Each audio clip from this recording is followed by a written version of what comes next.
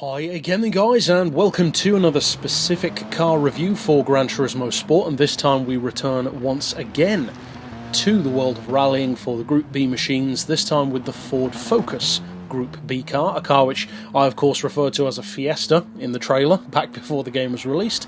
My mistake, it's a Focus, and this is a vehicle which is already very popular in road form, not just on GT Sport, but more so even on GT6, which is technically the pre-facelift version of the ST from 2013.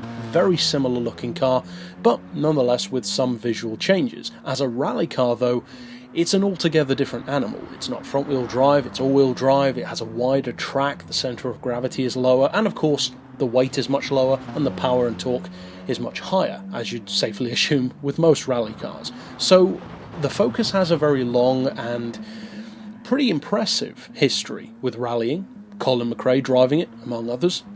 And of course that gives the car quite a lot to live up to, because not only is the rally car successful in the real world, but the Focus rally car has pretty much always been a staple of the Gran Turismo franchise as well. The classic non-wide body kitted Ford Focus, which I think was based on more so the RS, but visually more on the ST170 in terms of its shape, available initially in both white and blue as far back as Gran Turismo 2. I can't remember if it was on the first game, it was definitely on the second one though, and I think pretty much from then on in every game, and of course still up until Gran Turismo 6 you can still buy that Focus.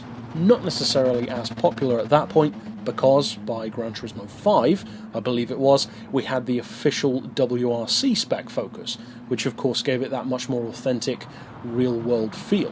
However, this one takes it to the next level, because although it's not a real-world car, it has elements of real-world rally style, but again pushed up to the next level, because you've got way more power than a WRC car would have, and a similar kind of weight. It actually weighs a little bit more than, say, the Focus WRC did on Gran Turismo 6.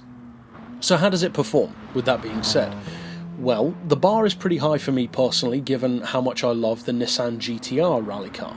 As I said in that video, it's about as close to perfect as I've found any of the rally cars to be so far, so for this to even come close to that would be impressive, especially given that, to be completely honest, I'm not a huge fan of Ford Focus rally cars. I don't dislike the vehicle, and I'm not a naysayer as to it being good or not, because clearly it is. It was a successful rally car. That's not in question, there's not even an argument to be had there.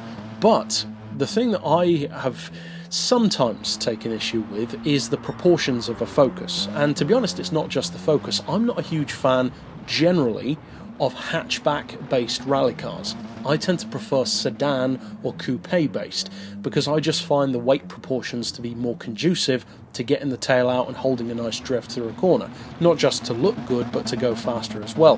Whereas something like a Focus or a Golf or a Clio, whatever other kind of rally car you want to have, they, with their super short and chunky wheelbase, tend to be more proficient on really, really tight circuits, such as, for instance, the Wales section of a WRC rally with the tight forests, or, say, Monaco, if you're going to go around a city circuit, those 90-degree corners, where something like a big Mustang or a Nissan GTR rally car is going to struggle, not because it's bad or heavy, but because it's just a big car.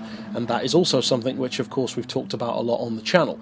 In the case of the Focus, this is a little bit longer than some of the other Focuses. The road version, for instance, is only available as a 5-door, I believe it is, even in RS form, which is an interesting choice for Ford to make. But, of course, that means that the wheelbase itself is slightly longer than the 2-door version, or 3-door version technically, would be. So how does that affect it as a rally car? Well, actually I would say that the counterbalance is a little bit better on this generation for me, personally, than some of the prior ones. And to be clear, I'm not against hatchback-based rally cars, I just tend to prefer the other ones, as I said just now. My favourite WRC car of all time, though, is a hatchback. It's the Skoda Fabia. I love that car, and I used to drive it all the time on the WRC games and completely dominated the championships with it. So there are exceptions. But in the case of the Focus, it just never really did it for me. However, the Focus in road and competition forms is known for being a great driver's car. and this one is no exception. Now, I would strongly recommend, of course, having traction control turned off and all that kind of usual stuff, but for this car in particular, I would not really recommend having more than 30% power go into the front end, because once you do, it instantly starts to become very, very sluggish and heavy over that front end, and you end up seriously understeering through corners. With some cars, a, say, 40-60 split can be quite good. Say a sports car that turns into a rally car, for instance, like a Peugeot RCZ. You could use it for that, for instance. But for something like this, it's just not really necessary. And again, that is partially due to the length of the car, because with a longer car, you can use more power going to the front end and counterbalance that by swinging the car around. Whereas with a car that has a shorter wheelbase, you don't get that advantage as much. So I would strongly recommend having it on a 70-30 or even lower, say an 80-20 split.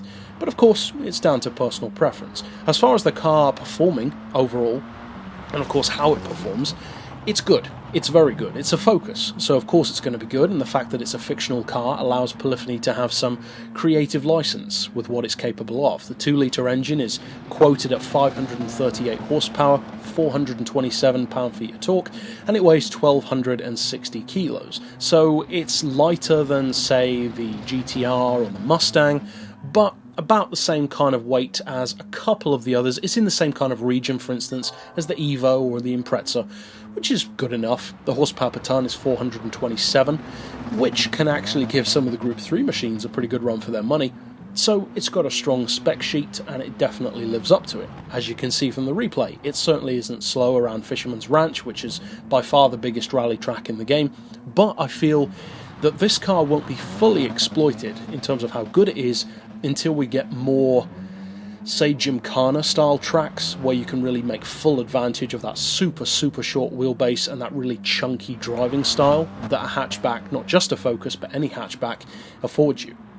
So overall, definitely a car that's worth checking out. I wouldn't say that this is the strongest all-round rally car. I think the GTR is probably still that for me, but yeah, it's a good one. It's a little bit less characterful, a little bit less passionate than some of the others, but it gets the job done, that's for sure. And of course the price is 450 grand, just like all of the others. But that's it overall for this particular pick. I'll see you guys next time, and as always, thanks for watching.